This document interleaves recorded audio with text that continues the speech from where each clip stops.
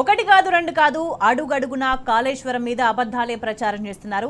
అబద్ధాలు ప్రచారం చేయడం మాత్రమే కాదు, అడుగడుగునా కాళేశ్వరం జలాలు తెలంగాణ ప్రజలకు అందకుండా కుట్రలు చేస్తానే ఉన్నారు. కమిషన్ పేరుతో, అసలు కమిషన్ విచారణ పేరుతో ఏం జరుగుతుంది? రాజకీయ ప్రేరేపిత కమిషన్ విచారణలో కూడా మరి ఎటువంటి పరిణామాలు చోటు చేసుకున్నాయి మనం మాట్లాడదాం. ఇవాళ మనతో పాటు చర్చలో జాయిన్ అవుతున్నారు జలవనరుల అభివృద్ధి సంస్థ మాజీ చైర్మన్ వి ప్రకాష్ గారు. గుడ్ ఈవినింగ్ ప్రకాష్ గారు. గుడ్ ఈవినింగ్ అండి.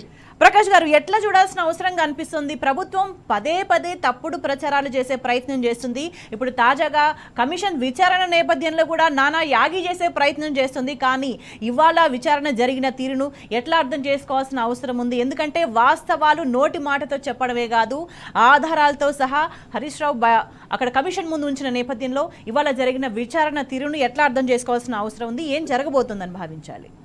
ప్రభుత్వంలో ఉన్న కాంగ్రెస్ పెద్దలకు రాజకీయాలు ఉంటాయి కానీ దురుద్దేశాలు కూడా ఉంటాయి.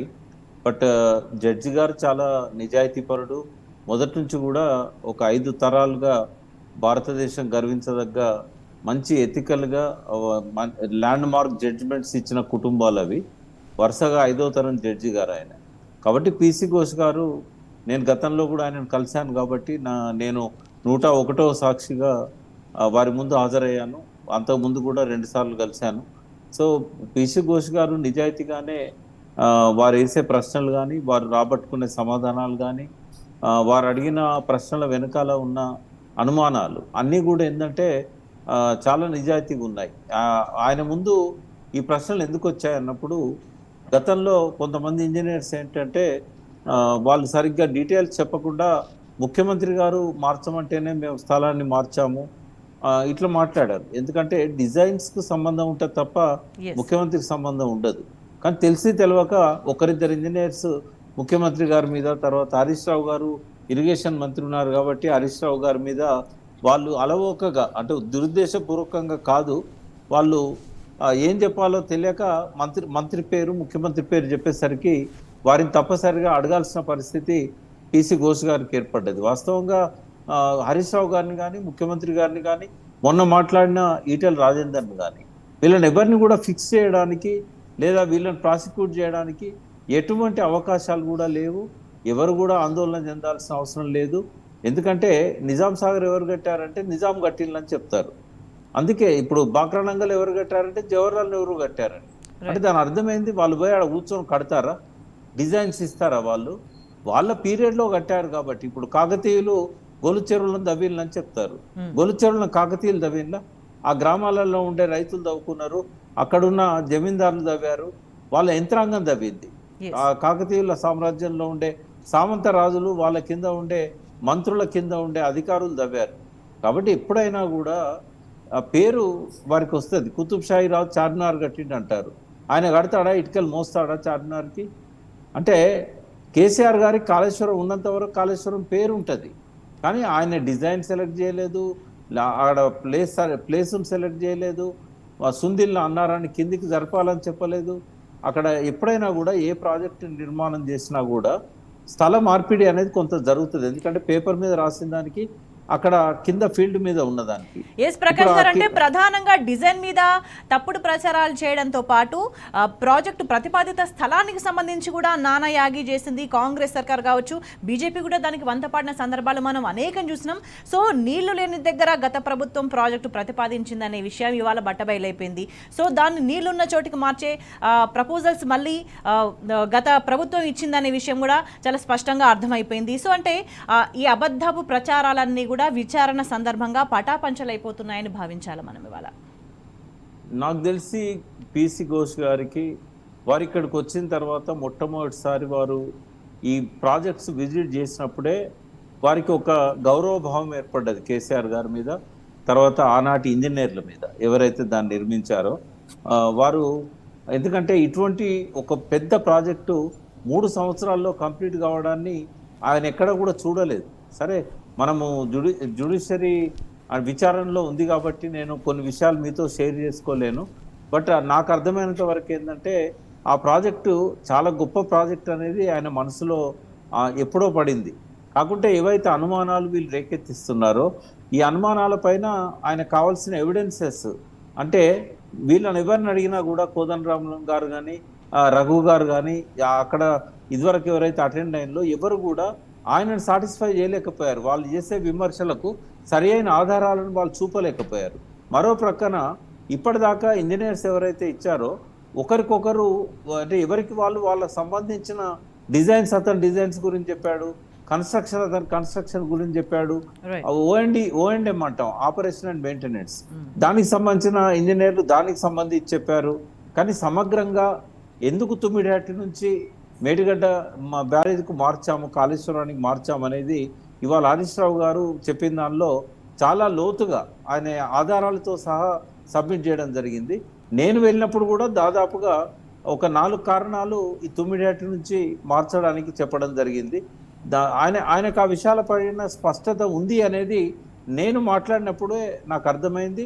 నన్ను ఆయన మళ్ళీ విచారించినప్పుడు కూడా ఈ ప్రశ్నల పైన నాకు కొంత క్లారిటీ ఉంది, మీరు మిగతా విషయాలు చెప్పండి అని కూడా అన్నాడు. కాబట్టి ఘోష్ గారికి హరీష్ రావు గారు ఇవాళ హాజరు కావడం వల్ల మళ్ళీ కేసీఆర్ గారిని అవే ప్రశ్నలు వేయాల్సిన అవసరం వారికి లేదు.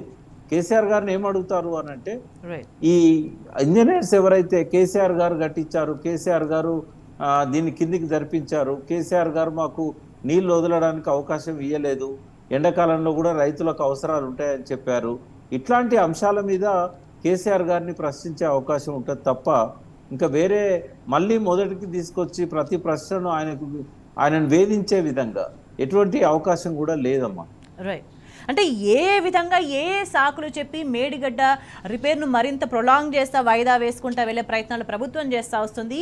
కనీసం ఇంగిత జ్ఞానం లేకుండా తప్పుడు ఆరోపణలు చేస్తూ వచ్చింది. కాళేశ్వరం మీద చేసిన తప్పుడు ప్రచారాల్లో మరో భాగం డిపిఆర్కి సంబంధించి ప్రకాష్ గారు ప్రధానంగా డిపిఆర్ లేదు, కాళేశ్వరం ప్రాజెక్టు కని కాంగ్రెస్ తప్పుడు ప్రచారం చేస్తుంది. అంటే బేసిక్ లాజిక్ అంటే డిపిఆర్ లేకపోతే ఇంత పెద్ద ప్రాజెక్టు నిర్మాణం ఎట్లా జరుగుతుంది, కేంద్రం నుంచి పర్మిషన్ ఎట్లా వస్తుంది అనే విషయం. అంటే ఆ కనీస ఇంగిత జ్ఞానం లేకుండా, కనీస సోయి లేకుండా అడ్డగోలు ఆరోపణలు చేసిందని ఎట్లా అర్థం చేసుకోవాలి? ఇవాళ ఆ అంశం కూడా పటాపంచలైపోయిందని భావించాలా?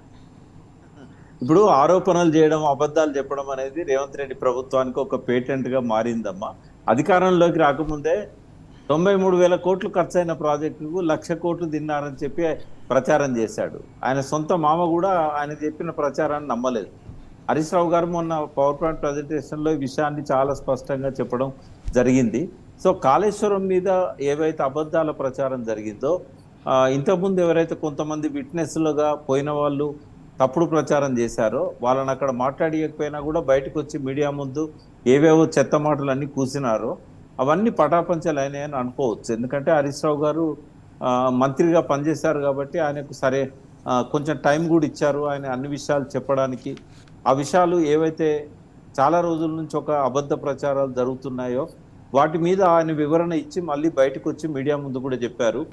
దాంతోపాటు మొన్న ఇచ్చిన పవర్ పాయింట్ ప్రజెంటేషన్ అనేది దాదాపుగా కొన్ని లక్షల మందికి అది కనువిప్పని చెప్పొచ్చమ్మా. ఎందుకంటే మీ ఛానల్తో పాటుగా చాలా ఛానల్స్ దాన్ని లైవ్ టెలికాస్ట్ చేయడం, కొన్ని లక్షల మంది దాన్ని డైరెక్ట్గా ప్రత్యక్షంగా చూడడం, ఇప్పుడు కూడా సోషల్ మీడియాలో ట్రెండింగ్లో ఉన్నది హరీష్ రావు గారి ప్రజెంటేషన్.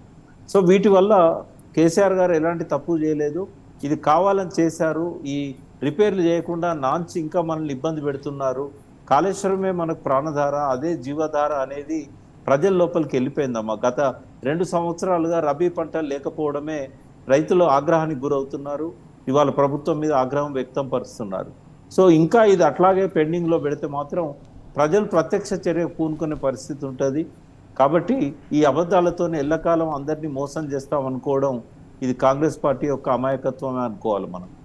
అయితే ప్రకాష్ గారు, నీళ్లు లేని చోట ప్రాజెక్టును ప్రతిపాదించడం కావచ్చు, మహారాష్ట్రతో డీల్ చేసిన విధానం కావచ్చు, వీటన్నిటిని కూడా అంటే కుట్రపూరితంగానే ఇదంతా గతంలో ఉన్న కాంగ్రెస్ ఇటువంటి వ్యవహారానికి పాల్పడిందని భావించాల్సిన అవసరం కనిపిస్తుందా? ఎందుకంటే బీఆర్ఎస్ అధికారంలోకి వచ్చిన తర్వాత మరి మహారాష్ట్రతో ఏ విధంగా మాట్లాడినరు, ఏ విధంగా చర్చలు జరిపినరు, ఎట్లా ఒప్పించిండ్రు, అండ్ నీటి లభ్యత ఉన్న చోటనే ప్రాజెక్టు ప్రతిపాదన కూడా పెట్టిండ్రు. సో ఈ 2 అంశాలను 2 పార్టీలు వ్యవహరించిన తీరును ఈ ప్రాజెక్టుకు సంబంధించి ఈ డిఫరెన్స్ను ఏ విధంగా అర్థం చేసుకోవాల్సిన అవసరం కనిపిస్తుంది?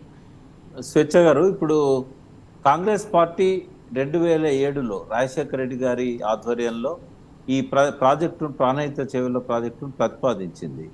సో అప్పుడు కేంద్రంలో ఉన్నది కాంగ్రెస్ పార్టీ ప్రభుత్వం, మన్మోహన్ సింగ్ గారి ప్రభుత్వం. తెలంగాణ మన ఆంధ్రప్రదేశ్లో ఉన్నది రాజశేఖర రెడ్డి గారి కాంగ్రెస్ ప్రభుత్వం. అక్కడ ఉన్నది పృథ్వీరాజ్ చౌహాన్, అంతకుముందు వేరే ముఖ్యమంత్రి, అది కూడా కాంగ్రెస్ ప్రభుత్వం. 10 సంవత్సరాల పాటు మహారాష్ట్రలో కూడా కాంగ్రెస్ ప్రభుత్వం ఉన్నది, 2 టర్ములు కూడా. మరి ఏనాడైనా అప్పుడున్న రాజశేఖర రెడ్డి గారు కానీ, లేదా ఆయన మంత్రివర్గంలో ఉన్న పొన్నాల లక్ష్మయ్య లాంటి ఇరిగేషన్, అప్పుడు పొన్నాల లక్ష్మయ్య గారు ఇరిగేషన్ మినిస్టర్గా ఉన్నారు, ఆయన కానీ, లేదా ఎవరైనా చీఫ్ ఇంజనీర్ కానీ, ఈఎన్సీలు కానీ, ఇరిగేషన్ అడ్వైజర్లు కానీ, ఏ ఒక్కరైనా కూడా వారి కాంగ్రెస్ గవర్నమెంట్ అక్కడ ఉన్నప్పుడు వాళ్ళు వెళ్ళి చర్చలు జరిపారా? ఇవాళ హరీష్ రావు గారు ఇరిగేషన్ మినిస్టర్ కాగానే ఆయన 2 జూన్ నాడు మంత్రిగా ప్రమాణ స్వీకారం చేసి 23 జూలై నాడు కేవలం ఒక 50 రోజుల లోపే ఆయన మహారాష్ట్ర పోయి తన టీముని తీసుకొని పోయి పృథ్వీరాజ్ చౌహాన్తోనే ఆనాడు చర్చలు జరిపారు. ఆనాడు వారేమన్నారంటే, మా ప్రభుత్వం మళ్ళీ వస్తే మీరు రండి, ఎందుకంటే డిసెంబర్లో ఎన్నికలు జరుగుతున్నాయి, ఇక కొద్ది రోజులే ఉంది కాబట్టి మేము ఇప్పుడు ఏం కమిట్ కాలేము, దాని మీద జనాందోళన వ్యక్తమవుతా ఉన్నది అని చెప్పారు. మరి 7 సంవత్సరాలు 8 సంవత్సరాల్లో కిరణ్ కుమార్ రెడ్డి కానీ, రోషయ్య గారు కానీ, ఎవరైనా ఒక్కరన్నా వాళ్ళు ముఖ్యమంత్రి స్థాయిలో కానీ, లేకుంటే ఒక క్యాబినెట్ మినిస్టర్ స్థాయిలో కానీ వాళ్ళు ఎప్పుడు చర్చలు జరపలేదు. 3 దిక్కులో కూడా కాంగ్రెస్ ప్రభుత్వమే ఉన్నది. బట్ కేసీఆర్ గారు తన మొదటి బర్త్డేని కూడా సాక్రిఫైస్ చేసి ఇక్కడ తెలంగాణ ప్రజల మధ్యలో ముఖ్యమంత్రిగా మొదటి బర్త్డే ఎంతో ఆడంబరంగా, ఎంతో ఘనంగా జరుపుకోవాల్సింది పోయి ఆనాడు టైం ఇచ్చాడు. కాబట్టి ఆ విద్యాసాగరరావు గారి సపోర్ట్తోని గవర్నర్గా తెలంగాణ బిడ్డ ఉన్నాడు, ఇతను మనకు సహాయం చేస్తాడని చెప్పి బర్త్డేని కూడా పట్టించుకోకుండా ఆయన మహారాష్ట్రకు పోయి వారందరితో గంటల కొద్ది సమావేశమై చర్చించడం జరిగింది. అంటే ప్రకాష్ గారు, దీన్ని అంతటినీ గమనిస్తే గతంలో కాంగ్రెస్ ఉద్దేశపూర్వకంగానే ఈ ప్రాజెక్టు ముందడబడద్దు అనే ఉద్దేశంతోనే, ఆ కుట్రతోనే ఇవన్నీ చేసిందని ఒక కన్క్లూజన్కి రావాల్సిన అవసరం కనిపిస్తున్నదా? అంటే ఇప్పుడు చేవెళ్ళ దగ్గర కాలువలు తీసి తుమ్మిడెట్టి బ్యారేజ్ మీద మాట్లాడకపోతే, మనం మాట్లాడకపోయినా కూడా పృథ్వీరాజ్ చౌహాన్ లెటర్ రాశాడు, మీరు అనవసరంగా ఖర్చు చేస్తున్నారు, ఇప్పటికే కొన్ని వేల కోట్లు ఖర్చు చేశారు, మా అనుమతి లేకుండానే మీరు కాలువలు తీస్తున్నారు, బ్యారేజ్కే ఇంతవరకు మేము అనుమతి ఇవ్వలేదు, మేము ఇచ్చే పరిస్థితి కూడా లేదని, మీ డబ్బంతా కూడా వేస్ట్ అవుతుందని చెప్పినా కూడా ఒక్కనాడు కూడా ఆయన పోయి మాట్లాడింది లేదమ్మా కిరణ్ కుమార్ రెడ్డి గారు. మరి అటువంటప్పుడు ఇది వాళ్ళు చెప్పేది ఏంది, వాళ్ళు చేసింది ఏంది అనేది ప్రజల ముందు ఉన్నది. అంటే వాళ్ళకు ప్రాజెక్టు కట్టే ఉద్దేశం లేదు తెలంగాణకి. ఏంటంటే కాంట్రాక్టర్లకు వర్కులు ఇచ్చి డబ్బులు దండుకోవాలి కమిషన్ల పేరు మీద అనే 50 తప్ప జలయజ్ఞం అంతా కూడా అదే విధంగా సాగింది. ఈ ప్రాజెక్ట్ ఒకటే కాదు, శ్రీరామ్ సాగర్ 2వ దశ కూడా నీళ్లు మొదటి దశకే హుజరాబాద్ దాటి వరంగల్ దాకా నీళ్ళు రావట్లేదు. అటువంటిది 2వ దశను వర్ధన్నపేట దగ్గర ఎట్లా మొదలు పెడతారమ్మా? ఎట్లా డోర్నకల్ దాకా తీసుకుపోతారు, అటు ఎట్లా దాన్ని తుంగతుర్తి దాకా తీసుకుపోయిన్లు? అంటే రాజశేఖర రెడ్డి ఏంటంటే తెలంగాణ బలహీనత ఏంది అంటే తెలంగాణ వాళ్ళు నీళ్లు కావాలంటాను, నేను నీళ్ళు ఇస్తున్నా అని చూపెట్టి కాలువలు తవ్వాడు, భూముల రేట్లు పెంచాడు, రైతులకు అన్యాయం చేశాడు, కంపెన్సేషన్ సరిగ్గా ఇవ్వకుండా కాలువలు వస్తున్నాయని ఆశలో పెట్టాడు. కానీ పైన నీళ్లు రావనే సంగతి రాజశేఖర రెడ్డికి తెలుసు. కాబట్టి తుమ్మిడట్టి కూడా నీళ్లు రావని తెలిసినా, చాపరాలు వన్యమృగ సంరక్షణ కేంద్రం ఉంది, పర్మిషన్ రాదని తెలిసినా, అక్కడ సెంట్రల్ వాటర్ కమిషన్ దగ్గర ఎటువంటి ఈ నీళ్ళు వస్తాయని చెప్పి వాళ్ళు చెప్పకపోయినా, ఈ బ్యారేజ్ కడతా అని చెప్పి చేవెళ్ళ దాకా కాలువలు తవ్వారు. చేవెళ్ళ దగ్గరనే కాదు, ఎల్లంపల్లి బ్యారేజీకి రావడానికి కూడా 152 మీటర్ల ఎత్తులో, అక్కడ వాళ్ళు ఒప్పుకుంటారా లేదో తెలియకుండానే తుమ్మిడేటి నది ఒడ్డున, ఆ ప్రణహిత నది ఒడ్డున 152 మీటర్ల ఎత్తు మీద కాలువలు తవ్వాడు. ఎల్లంపల్లి దాకా గ్రావిటీ కమ్ లిఫ్ట్ కెనాల్ తవ్వేశారు. అప్పటికే అక్కడ చాలా 3,000 కోట్ల దాకా ఖర్చు పెట్టిన పరిస్థితి ఉన్నది. అంటే ఇవన్నీ కూడా నీళ్లు రాకుండా వస్తాయని నమ్మించి ప్రజలను మరోసారి మోసం చేసి ఆ రూపంలో కూడా వాళ్ళ పబ్బం గడుపుకున్నారు. ఈపీసీల పేరు మీద మొబిలైజేషన్ అడ్వాన్సులు ఇచ్చి వాళ్ళు ముందైతే వాళ్ళ 10% వాళ్ళు కలెక్ట్ చేసుకున్నారు. ఇది ఆనాటి రాజశేఖర రెడ్డి సమైక్య రాష్ట్రంలో కిరణ్ కుమార్ రెడ్డి, రోషయ్య గారి పాలన. ఇప్పుడు ఈ రేవంత్ రెడ్డి గారిది ఇంకా అధ్వానంగా తయారైంది. ఆయనే మంచి పనులను కూడా ఈ పనికిరాని పనులను చూపెడుతున్నాడు. తెలంగాణ బ్రాండ్ ఇమేజ్ను విశ్వవ్యాప్తం చేసింది కాళేశ్వరం ప్రాజెక్టు. ఎన్నో మంచి విషయాలను పక్కకు పెట్టేసి ఇప్పుడు ప్రతి ఒక్కటి ఒక రికార్డు. కాళేశ్వరంలో ఎన్ని లక్షల మంది పనిచేశారు, ఎన్ని వేల మంది ఇంజనీర్లు పనిచేశారు, 3 షిఫ్టులలో ఎట్లా పనిచేశారు, ఎన్నో అంశాలున్న, ఎంత మెటీరియల్ వాడారు, ప్రతిదీ కూడా ఒక రికార్డు. అటువంటి ఒక జైగాంటిక్ ప్రాజెక్టును ఇవాళ ఒక్క పిల్లర్ 200లకు పైన ఉన్న పియర్స్లల్లో ఒక్క పియర్ కూలిపోగానే ఇవాళ దీన్ని ఒక చెత్త ప్రాజెక్టుగా ఆయన వర్ణిస్తున్నాడు అంటే తెలంగాణ బ్రాండ్ ఇమేజ్ను ధ్వంసం చేయడానికి, నాశనం చేయడానికి పూనుకున్నారని మనం అనుకోవచ్చు. అయితే ప్రకాష్ గారు, మీరు చెప్తున్న ఫ్యాక్ట్స్ ఆధారంగా చూస్తే కాంగ్రెస్కి గతంలో తెలంగాణకు లాభం చేకూరేలాగా ప్రాజెక్టులు కట్టడము ఇష్టం లేదు. అండ్ ఇప్పుడు చూసుకుంటే కాంగ్రెస్కి తెలంగాణలో మరి కట్టి అద్భుతంగా రైతాంగానికి నీళ్ళు ఇస్తున్న ప్రాజెక్టును, ఆ జలాలను తెలంగాణ ప్రజలు వినియోగించుకోవడం కూడా ఇష్టం లేదు అనేది అర్థం చేసుకోవాలి. ఎందుకంటే అప్పుడైనా సరే ఇప్పుడైనా సరే కాంగ్రెస్కు తెలంగాణ ప్రజల వృద్ధి, తెలంగాణ ప్రజల బాగోగులు, ఆ జలాలను తెలంగాణ ప్రజలు వినియోగించుకోవడం అనేది ఇష్టం లేదు. అల్టిమేట్గా ఈ లైన్ బేస్డ్గానే ఇదంతా కుట్ర జరుగుతుందని భావించాల్సిన అవసరం వస్తుందా? అంటే వాళ్ళకి ఎన్నడూ పట్టదమ్మా. ఎందుకంటే రేవంత్ రెడ్డి డబ్బులేమో ఢిల్లీలో ఉన్న కాంగ్రెస్ నాయకులకు కావాలి, రేవంత్ రెడ్డికి చంద్రబాబు ప్రయోజనాలు కాపాడాలి. ఇప్పుడు మీకు ఒక ఉదాహరణ చెప్తాం, మన తెలంగాణ ప్రజలు కూడా తెలుసుకోవాలి.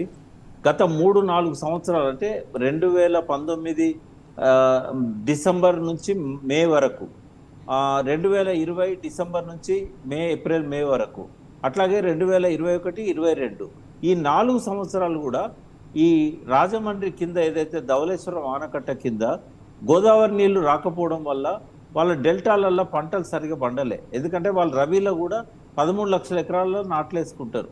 అయితే ఎప్పుడైతే మేడిగడ్డ దగ్గర మనం గేట్లు పెట్టామో గోదావరి నది ఇక్కడ ఆగిపోయింది. ఆ టైంలో మనకు ఇంద్రావతిలో కానీ శబరిలో కానీ పెద్ద నీళ్లు రావు. కేవలం సీలేరు పవర్ ప్రాజెక్టు ద్వారా విడుదలయ్యే కొన్ని నీళ్లు తప్ప వేరే నీళ్లు రావు. దానివల్ల 13 లక్షల ఎకరాల్లో పంటలు పండలేదు. తర్వాత సంవత్సరం కానీ అక్కడ పత్రికా సమావేశాలు పెట్టుకున్నారు. మనకు ఇప్పుడు ఏమైందంటే ఏ పత్రిక అయినా కూడా జిల్లా వరకే వార్తలు ఇస్తుంది కాబట్టి మనకు స్టేట్ న్యూస్ లాగా రావట్లేదు. అది వాళ్ళు ఏమన్నారంటే మేడిగడ్డ కట్టిన తర్వాత మనకు నీళ్ళు రావడం బంద్ అయిపోయింది, ఈ మేడిగడ్డ మనకు ఒక అడ్డుకునే ఒక రాక్షసిలాగా తయారైందని చెప్పి వాళ్ళు పత్రికా సమావేశాలు పెట్టుకున్నారు. అంటే గలగల గోదావరి తరలిపోతుండాలి, వాళ్ళకి ఎక్కడ బ్యారేజ్ కట్టినా కూడా వాళ్ళకు నీళ్లు రావని తెలిసే 57 సంవత్సరాల సమైక్య రాష్ట్రంలో దాదాపు 700 కిలోమీటర్ల గోదావరి నది పైన శ్రీరామ్ సాగర్ తర్వాత మళ్ళీ ధవళేశ్వరం ఆనకట్ట దాకా ఎక్కడ కూడా ఒక్క బ్యారేజ్ కట్టలేదు. ఇప్పుడు కేసీఆర్ గారు 5 బ్యారేజీలు కట్టారు. సీతమ్మ సాగర్ అని దుమ్ముగూడెం దగ్గర కట్టారు, సమ్మక్క సాగర్ అని తుపాకులగూడెం దగ్గర కట్టారు, ఇచ్చంపల్లి పైన మేడిగడ్డ కట్టారు, దానిపైన అన్నారం కట్టారు, దానిపైన సుందిల్ల కట్టారు. ఎప్పుడైతే గోదావరి మీద ఈ బ్యారేజీలు వచ్చినాయో ఆంధ్రకు జలదోపిడీకి అడ్డుకట్టలు వేశారు ఆయన.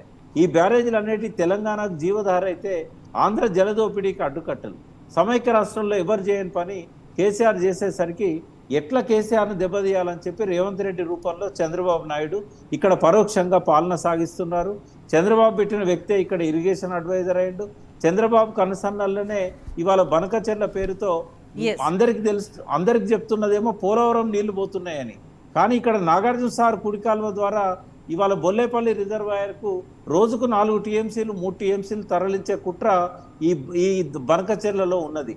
అంటే రేవంత్ రెడ్డి చంద్రబాబు నాయుడుకి ఏజెంట్గా పనిచేస్తూ అక్కడ రాహుల్ గాంధీకి డబ్బులు పంపిస్తూ 2 దిక్కులు మేనేజ్ చేస్తూ ఇవాళ తెలంగాణ ప్రజలకు వ్యవసాయానికి ఇవాళ నీళ్ళు ఇవ్వలేని స్థితికి ఈ ప్రాజెక్టులను రిపేర్ చేయాలంటే ఎంతసేపు అమ్మా, ఎల్ఎన్టీ వాళ్ళే కడతామన్నారు. ఎల్ఎన్టీ వాళ్ళు కడతానంటే అడ్డుకుంటున్నారు, ఆయన కట్టనిస్తలేడు. అంటే ఇక్కడ క్లియర్ గా ప్రాణహిత నీళ్లను ఏపీకి దోచిపెట్టడానికే బనకచెర్ల విషయంలో కూడా మౌనంగా ఉంటున్నారనే విషయం స్పష్టమైపోతుందా ప్రకాష్ గారు? అంటే బనకచెర్లలో ఇంకో కుట్ర ఉందమ్మా, అది మనం వెలుగులోకి తేవాల్సిన అవసరం ఉంది. మళ్ళీ నాగార్జున సాగర్నే పోతిరెడ్డిపాడుగా మార్చే పరిస్థితి ఉన్నది ఇప్పుడు. ఎందుకంటే నాగార్జున సాగర్ కుడి కాలువ ఇప్పుడు 11,000 క్యూసెక్కులు 13,000 క్యూసెక్కుల కంటే నీళ్ళు ఎక్కువ పోతలేవు. దాన్ని 34,000 క్యూసెక్కులకు ఇప్పుడు హెడ్ వర్క్స్ కాడ పెంచాలని చెప్పి దాన్ని పల్నాడులో ఉన్న బొల్లేపల్లి రిజర్వాయర్కు 150 టీఎంసీలను నాగార్జున సాగర్ నుంచి తీసుకుపోవడానికి స్టేజ్ 2 అనేది మొదటి దశ ఏమో పోలవరం టు బనకచెర్ల, రెండవ దశ ఏమో నాగార్జున సాగర్ టు బనకచెర్ల. అంటే ఈ కుట్ర కూడా తెలంగాణ కృష్ణా ఆయకట్టు ఏదైతే నల్గొండ ఖమ్మం జిల్లాకు ఒక శరాఘాతంగా మారబోతున్నది బనకచెర్ల అనేది. కేవలం ప్రాణహిత నీళ్ళనే బనకచెర్లకు తీసుకుపోవడం, దానివల్ల మన రైపేరియన్ రైట్స్ పోతాయని చెప్పి మనం ఆందోళన చెందాం. ఇప్పుడు రైపేరియన్ రైట్స్ కాదు, కృష్ణానదినే ఇవాళ మళ్లించకపోయే కుట్ర జరుగుతుంది. ఫస్ట్ ఏమో శ్రీశైలం నుంచి పోతిరెడ్డిపాడు ద్వారా వచ్చిన నీళ్ళను వచ్చినట్టు అంద్రేనివా పేరుతో కానీ గాలేరు నగర్ కానీ తెలుగు గంగ పేరుతో కానీ మొత్తం నీళ్లను మళ్లించే కుట్ర జరిగింది పోతిరెడ్డిపాడు ద్వారా. రాయలసీమ ఎత్తిపోతుల పథకం ద్వారా వచ్చే కొన్ని నీళ్లను కూడా డెడ్ స్టోరేజ్ నుంచి తీసుకుపోయే కుట్ర జరిగింది. ఇప్పుడు ఏం చేస్తున్నారంటే నాగార్జున సాగర్కు వచ్చిన నీళ్లను కూడా కుడి కాలువ ద్వారా రోజుకు 3 టీఎంసీలు తీసుకుపోవడానికి ఇప్పుడు ప్రయత్నాలు చేస్తున్నారు బనకచెర్ల ద్వారా. అంటే కృష్ణా నది వాళ్ళకే కావాలి, గోదావరి నది వాళ్ళకే కావాలి, మనకు మాత్రం మళ్ళీ వలసలు, ఆత్మహత్యలు, ఆకలి చావులు. ఇది రేవంత్ రెడ్డి యొక్క ప్రణాళిక. చంద్రబాబు నాయుడు సక్సెస్ఫుల్గా ఆయన ద్వారా అమలు చేస్తున్నారు. మన తెలంగాణ ప్రజలకు జలసోయి రావాలి. బీఆర్ఎస్ను కూడా నేను కోరుతున్నా, జల సాధన ఉద్యమానికి ఇది సరి అయిన సమయం అని చెప్తున్నా.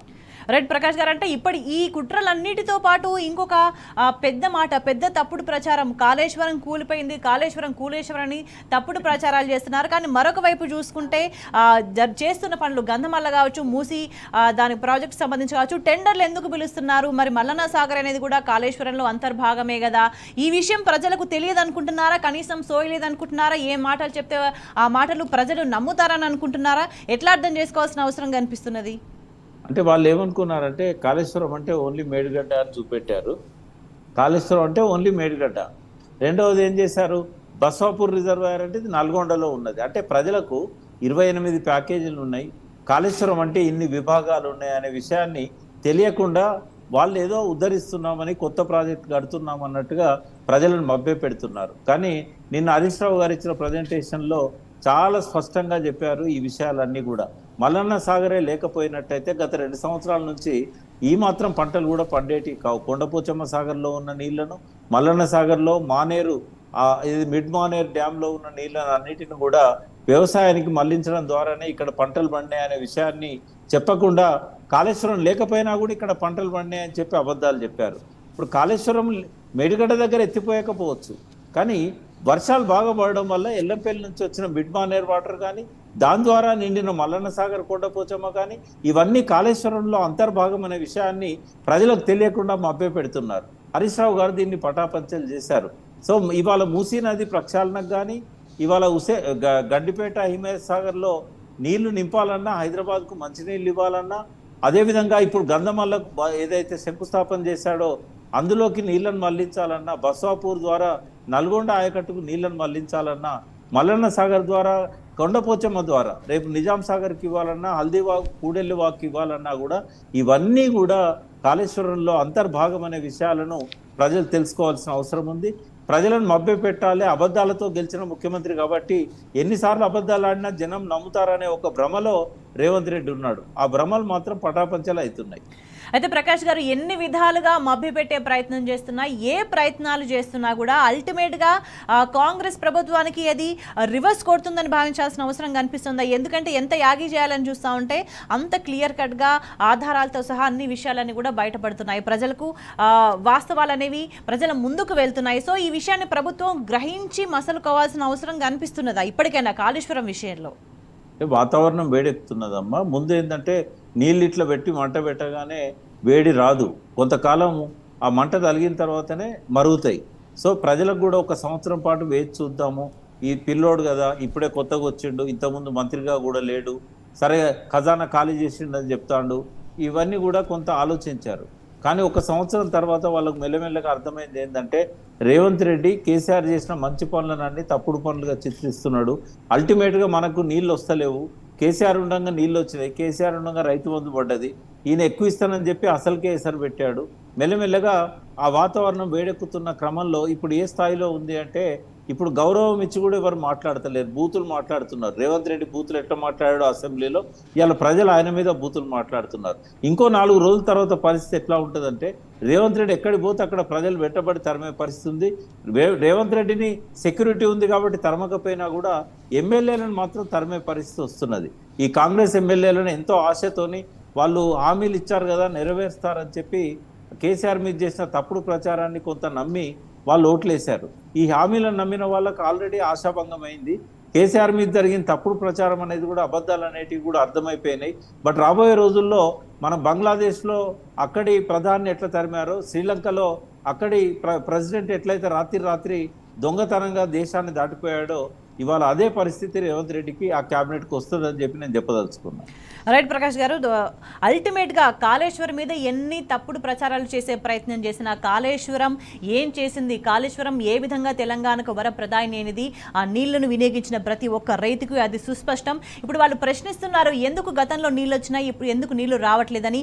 కాళేశ్వరం అంటే ఏంటి, ప్రభుత్వం చెప్తున్న అబద్ధాలైనా, ఇవన్నీ అబద్ధాలు మాత్రమే, మేడిగడ్డను సాకుగా చూపించి మాత్రమే తెలంగాణ రైతాంగం నోట్లో మట్టి కొడుతుంది కాంగ్రెస్ అనే విషయం చాలా స్పష్టంగా రైతులకు ప్రజలకు చాలా స్పష్టంగా అర్థమవుతుంది. కమిషన్ల పేరుతో, విచారణ పేరుతో ఎన్ని ప్రయత్నాలు చేసినా కూడా అవన్నీ బెడిసి కొడుతున్న విషయాన్ని ప్రభుత్వం గ్రహించి మసలుకొని తన తప్పును దిద్దుకోవాల్సిన అవసరం ఎంతైనా కనిపిస్తుంది. చర్చలో పాల్గొని విషయాలు తెలియజేసినందుకు ధన్యవాదాలు ప్రకాష్ గారు. That's all for now. Stay tuned.